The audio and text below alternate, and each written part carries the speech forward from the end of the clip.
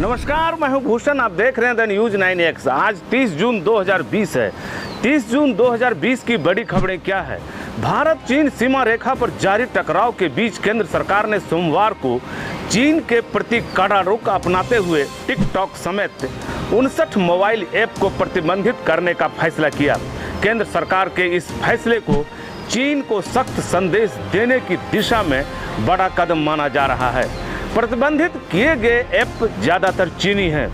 चीन के लिए यह साफ संकेत है कि इसके बाद भी अभी वह बाज नहीं आया तो उसे और आर्थिक प्रतिबंधों का सामना करना पड़ सकता है। सूचना एवं प्रौद्योगिकी मंत्रालय ने देर रात 59 ऐप को प्रतिबंधित किया, जिसे आप हमारे स्क्रीन पर देख सकते हैं। प्रधानमंत्री नरेंद्र मोदी एक बार फिर देश से मुखातिब होंगे। वे आज शाम 4 बजे राष्ट्र को संबोधित करेंगे। इसकी जानकारी प्रधानमंत्री कार्यालय के ट्विटर हैंडल ने सोमवार को ट्वीट कर दी। देश में कोरोना संक्रमितों की संख्या 5.5 लाख से अधिक हो गई। महाराष्ट्र, दिल्ली और तमिलनाडु में तेजी से संक्रमण बढ़ा है। हालांकि इन राज्यों में अन्य राज्यों से कोरोना कुछ ज्यादा ही प्रभाव बना रहा है। महाराष्ट्र में कोरोना संक्रमितों की संख्या एक दिन में ही 5000 से अधिक बढ़ गए। इधर बिहार में कोरोना संक्रमण के 394 नए केस मिले हैं। इस प्रकार बिहार में कोरोना संक्रमितों की संख्या 9000 के पार हो गई।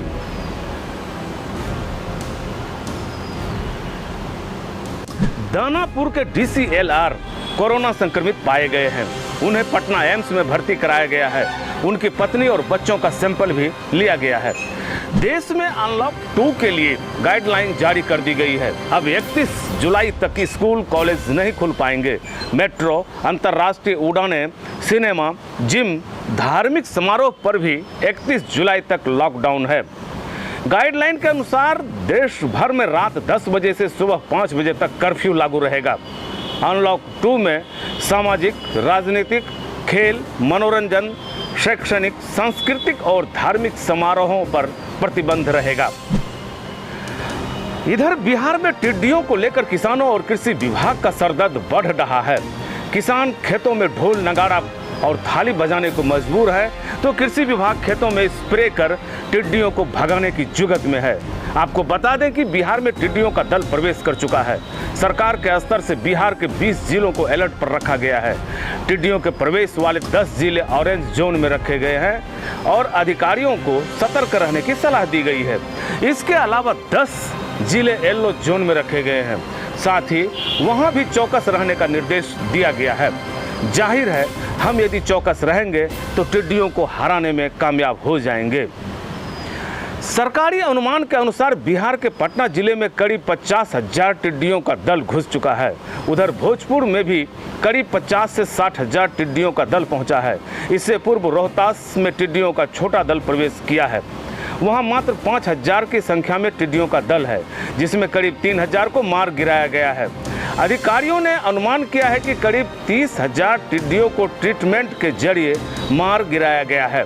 भोजपुर में करीब 60,000 की संख्या में टिड्डी दल पहुंचे थे। इनमें से ही 30,000 को ट्रीटमेंट कर मारा गया है। कैमूर, पूर्वी चंपारण, पश्चिमी चंपारण और जहानाबाद में 40 से 60,000 दल वाला टिड्डियां आई हैं, तो छोटे दलों ने औरंगाबाद, सारण और अरवल में प्रवेश किया है। हालांकि बिहार के किसी भी प्रखंड से फसलों की क्षति की खबर नहीं है, क्योंकि अभी खेतों में फसल ही नहीं है। अब आते हैं बिहार में नदियों के उफान की खबर पर। पिछले 5 दिनों से लगातार मूसलाधार बारिश से नेपाल के तराई क्षेत्रों से वर्षा का पानी नदियों में प्रवेश कर बाढ़ का रूप ले रहा है। उत्तर बिहार के अधिकांश नदियां नेपाल की ओर से पहाड़ी क्षेत्र से आती हैं।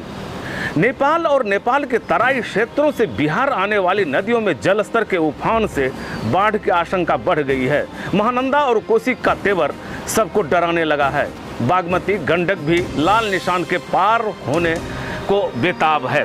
हालांकि वर्षा से किसानों में खुशी की लहर है, मगर डर भी है कि कहीं उनकी धान की फसल को बाढ़ खत्म न कर दे।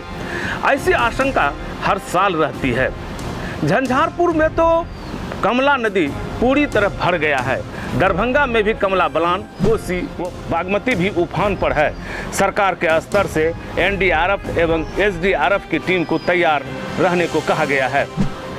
बिहार में, खासकर उत्तरी बिहार में कोसी और गंगा तथा महानंदा बाढ़ का कारण होती है, लेकिन मापदंड गंगा से ही होती है।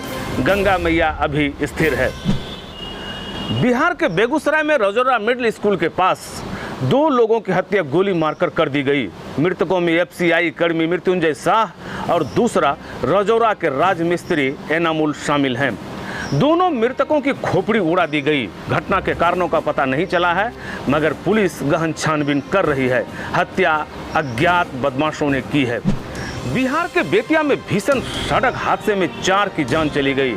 मृतकों में ऑटो चालक दीपक शर्मा, रायबाड़ी महुआ के निवासी रवि श्रीवास्तव के पुत्र कुमार श्रीवास्तव और ऋषभ कुमार तथा उनकी पुत्री रितिका हैं। दरअसल रवि श्रीवास्तव अपनी पत्नी व बच्चों को एक ऑटो से शादी का मार्केटिंग करने बाजार के लिए निकले थे। सिरकहिया के पास कैश वैन से टक्कर हो गई। बिहार में लॉकडाउन के दौरान पोस्ट ऑफिस में 28 लाख के करीब इंडियन पोस्ट पेमेंट के तहत खाते खुले हैं।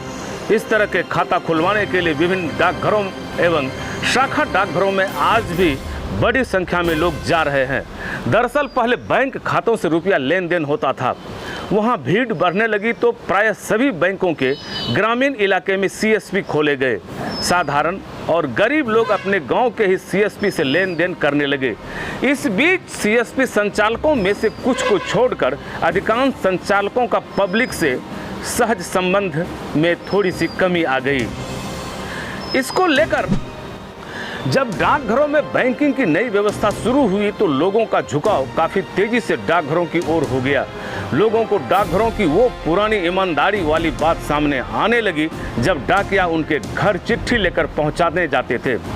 परदेशों से गरीबों के मनी ऑर्डर वाले पैसे उनके घर तक पहुंचाए जाते थे। विभिन्न डाकघरों में खाता खुलवाने आए लोगों ने द न्यूज़ 9X के प्रतिनिधियों को इस तरह के भाव बताए हैं। मुंगेर विश्वविद्यालय ने कई पदों पर भर्ती के लिए आवेदन मांगा है। आवेदन के लिए अंतिम तिथि 17 जुलाई रखी गई है। आवेदन www.mungeruniversity.ac.in पर किया जा सकता है। पटना में प्रॉपर्टी डीलर की गोली मारकर हत्या कर दी गई। वह गोपालपुर का रहने वाला था। घटना इलाही बाग के पास घटी। पुलिस गहन छानबीन कर रही है। ये थी बिहार और बिहार से जुड़ी महत्वपूर्ण खबरें कैसी लगी अपना सुझाव कमेंट बॉक्स में दें। अगर आप हमारा ये वीडियो यूट्यूब के माध्यम से देख रहे हैं तो YouTube channel the news 9X subscribe करें। अगर आप हमारा ये वीडियो फेसबुक के माध्यम से देख रहे हैं तो फेसबुक पेज लाइक करें।